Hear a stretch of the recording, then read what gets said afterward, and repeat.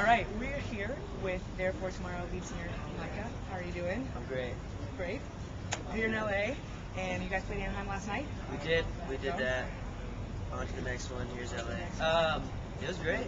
Chain Reaction we played 2 years ago, and it was great to revisit the historical venue we all know as Chain Reaction. It was it's weird to be like from Orlando and be on the other side of the country and have such a like firm following. I guess you call it. That's awesome. Yeah, it's just all with time. Right, so you guys got signed to Hopeless. You're fairly young. I say that because I'm old. You got signed to Hopeless at a pretty young age. How do you react to that? How do your parents react to that? Talk to me a little bit about.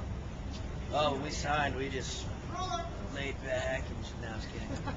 That's when we started taking ourselves seriously and really hitting it. I mean, our parents have been our #1 fans since we were 13 playing NoFX covers, so you know, they support us 100%, 110%. But yeah, Hopeless is great, and it was everything that's really happened to us and how our team has come about and people behind us has all been very like organic. It's never been really pushed for or anything. Just people coming along. Hey, check this out. Okay, I like this. All right, let's do this. So that's kind of what happened with Hopeless. They addressed us on MySpace, of course. Good place. Good place. Good place that can be bad. with the Yeah. mirror page. The young ones putting on those pictures and creeping. MySpace, yeah, breeds creeps. But good for music though. yeah, they hit us up, and then it was like a couple months of just talking and talking to other people, and we saw how genuinely like interested they were, and the interest turned into a form of passion. And linked up with them. I personally liked how much they have like ideals, like philosophy behind the way they work. They don't just like blindly like do this and that. They're very smart with their money. Real smart, like too smart sometimes. Nah, but we love them. It's great. That's awesome. Yeah.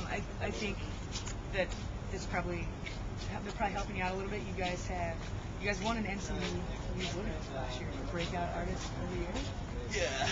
I mean, no big deal, but yeah. That all that was to us is, and still is. I mean, it was honestly like shocking. It was like, holy shit, we're up on stage, like talking into a microphone about how we just won this award. It was awesome, but all it really was for us is just like reassurance that there's people out there who are really behind us and believe and are willing to put that work in to click vote 10,000 times, and it was awesome that MTVU really just have been, you know, behind us since the beginning. So here's to many more. Yeah, you beat out some pretty big bands all the time. Beat out, yeah.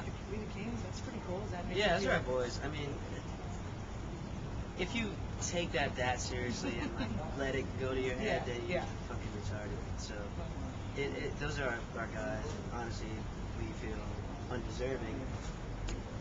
Here's a good one. Obama winning the Nobel Peace Prize. That's kind of how we feel.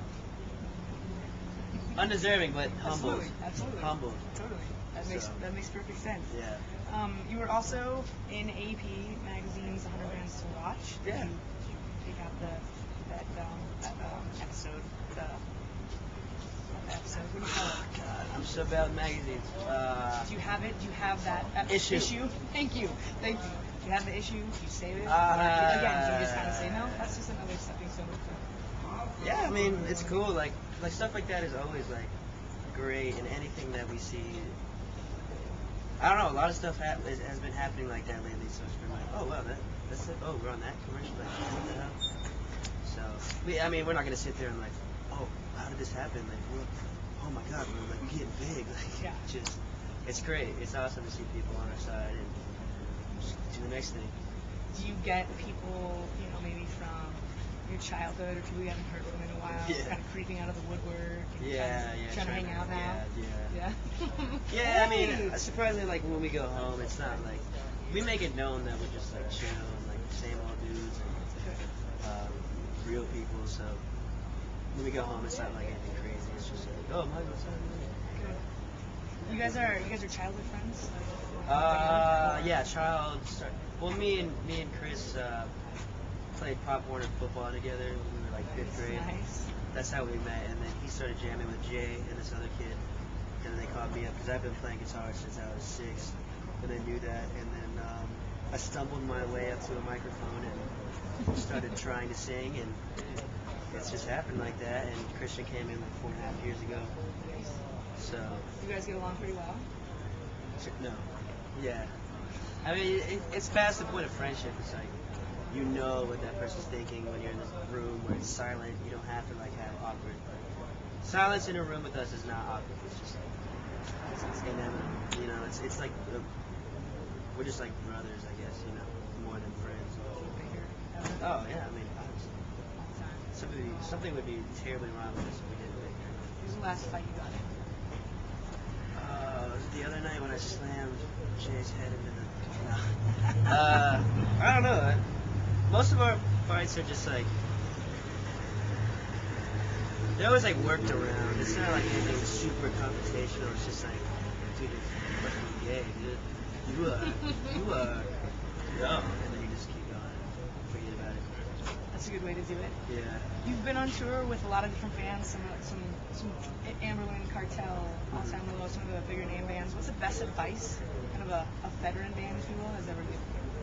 Oh, actually, I always remember this. Amberlin, Steven told me, he's like, we were talking one night just about, you know, how things are going with us and all that. He's like, dude, do not get big on your first record. Do not. Just like, you know, just keep putting out good music and just let it all build.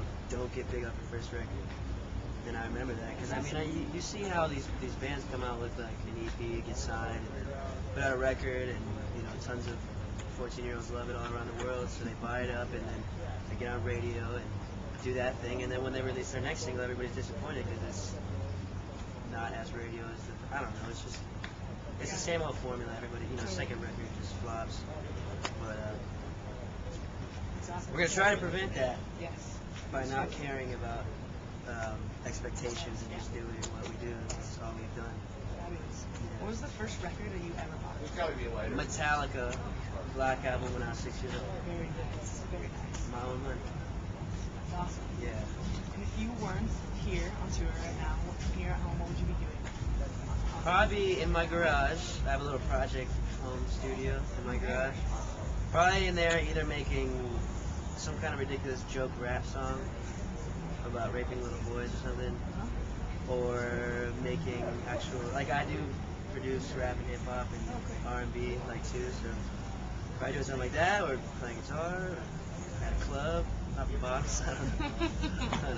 What's the worst thing about being on tour? Worst thing. There's always something to dislike about anything.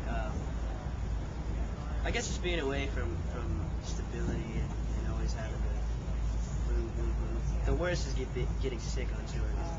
It's tough to overcome. And that's kind of what all of us are going through, but sad story. I mean, Well, thank you so much for taking time to talk with us today. thank you. Excited Thanks to for see having us. Hopefully, Music Next works its way Yeah, absolutely. with me. We'll check it out. We'll see if it's sounding. All right, nice.